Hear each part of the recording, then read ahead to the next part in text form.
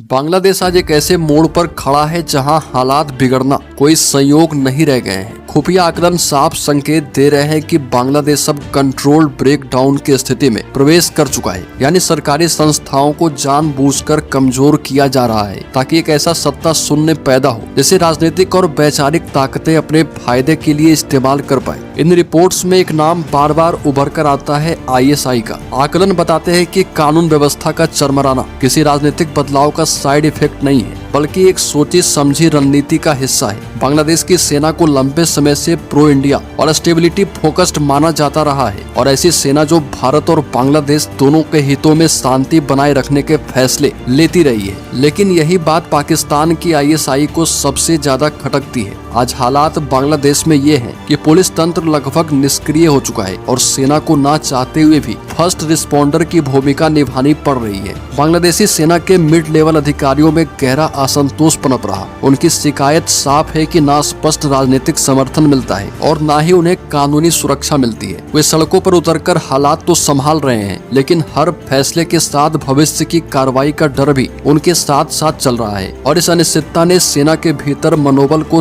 तेजी से गिरा दिया है। खुफिया संकेत बताते हैं कि ISI इस स्थिति को और भी भड़काने की कोशिश में है। सेना की संरचना में दरारें डालने, असंतोष को हवा देने और भ्रम पैदा करने की रणनीति के जरिए इस साजिश को अंजाम दिया जा रहा। बांग्लादेशी सेना के भीतर यह धारणा भी मजबूत हो रही है कि शायद सरकार खुद चाहती है कि हालात और भी बिगड़ जाएं। भारत के नजरिए से भी एक बेहद गंभीर स्पिल ओवर थ्रेट है। अगर बांग्लादेश में स्थिति और बिगड़ी तो सीमा पर घुसपैठ, तस्करी और उग्रवाद का खतरा कई गुना बढ़ सकता है, जिसका असर पूरे पूर्वी भारत और बंगाल की खाड़ी क्षेत्र की सुरक्षा पर पड़ेगा। भारतीय एजेंसियां यह मानती है कि बांग्लादेश में हालात अपने आप नहीं बिगड़ रहे, उन्हें एक तय दिशा के साथ बिगाड़ा जा रहा। पाकिस्तानी ISI की मंशा साफ बताई जाती है, बांग्लादेशी सेना की आंतरिक व्यवस्था को ध्वस्त कर देना और सत्ता को कट्टरपंथी ताकतों के हाथों में दे देना और बांग्लादेश को भी सीरिया, सोमालिया या फिर इराक जैसे अस्थिर हालात की ओर लेकर जाना है। सवाल सिर्फ बांग्लादेश का नहीं है, सवाल पूरे क्षेत्र की अस्थिरता का है और यही वजह है कि यह संकट जितना अंदरूनी दिखता है उतना ही अंतर्राष्ट्रीय भी है।